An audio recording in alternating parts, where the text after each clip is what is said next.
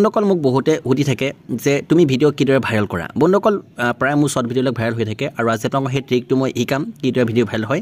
আৰু মই এই চেনেলটোত আপোনালোকে প্ৰায় গম পাইছে মই ব্লগিং বা ৰোজ ভিডিঅ' আপলোড কৰোঁ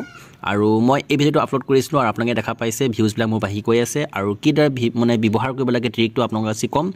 আৰু মানে কি ডেছক্ৰিপশ্যনত কি লিখিব লাগে টেগত কি মানে কি আপোনাৰ টেগ লগাব লাগে আৰু সেইখিনি আপোনালোকক ক'ম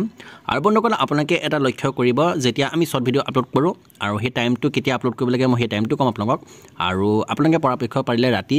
8:59 আৰু 9টা বজাত এই দুটা টাইমত যদি দুটা শৰ্ট ভিডিঅ' আপলোড কৰে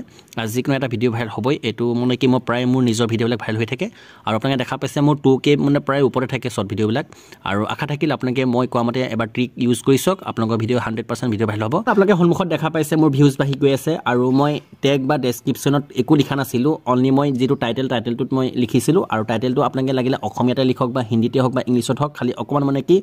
মানে মানুহে চালে আপোনাৰ যে ভিডিঅ'টো অপেন কৰে তেনেকুৱা হ'ব লাগে আৰু প্ৰায়লে আপোনালোকে মানে টাইটেলত বা টেগত আপোনালোকে শ্বৰ্ট ফিট যিটো থাকে হেছটেগ সেইটো শ্বৰ্ট ফিটটো মানে ব্যৱহাৰ কৰিব আৰু বাকী ক্লিপখিনি চাই থাকক